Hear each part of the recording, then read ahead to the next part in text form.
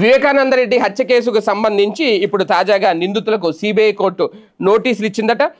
వివేక హత్య కేసులో తదుపరి దర్యాప్తుకు సంబంధించి అభిప్రాయాలు తెలియజేయాలి అంటూ నిందితులకు సిబిఐ కోర్టు నోటీసులు జారీ చేసింది.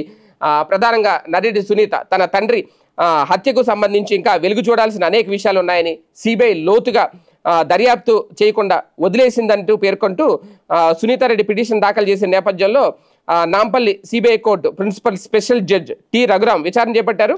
పిటిషనర్ తరపున న్యాయవాది ఎస్ గౌతమ్ వాదనలు వినిపించారు.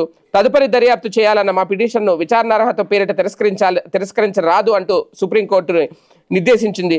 అందరి వాదనలు విని 8 వారాల్లో నిర్ణయం తీసుకోవాలని కూడా ఆదేశించింది అని చెప్పారు. అయితే పిటిషన్పై తేల్చడానికి సుప్రీంకోర్టు సమయం నిర్దేశించిన నేపథ్యంలో ఈ నెల 27 లోపు కౌంటర్లు దాఖలు చేయాలి అనేది నిందితులు టి గంగిరెడ్డి A1గా ఉన్నారు, సునీల్ యాదవ్ A2, ఉమాశంకర్ రెడ్డి A3, అలాగే దస్తగిరి A1 ఆయన అప్రూవర్గా మారారు.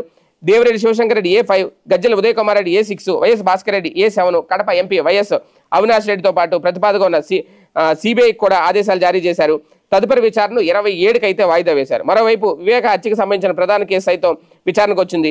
నిందితులు గంగిరెడ్డి, ఉమాశంకర్ రెడ్డి, అలాగే శివశంకర్ రెడ్డి, వైఎస్ భాస్కర్ రెడ్డి కోర్టుకు హాజరు కాగా మిగతా వారైతే రాలేదు. ఈ నేపథ్యంలో నవంబర్ 10కి అయితే ఆ కేసు వాయిదా వేశారు. ప్రధానంగా సప్లిమెంటరీ ఛార్జ్ షీట్ దాఖలు చేయాలి అని కోరాలి అనేది కోర్టులో పిటిషన్ వేశారు సునీత. మరి దీని మీద ఫైనల్గా ఏం చెప్తారు రేపు 27వ తేదీ లోపు, 27వ తర్వాత, ఎందుకంటే సుప్రీంకోర్టు ఆదేశాల మేరకు త్వరగా దీని మీద నిర్ణయం తీసుకోవాలి అనేది కూడా మరి ఏం జరుగుతుందో చూద్దాం.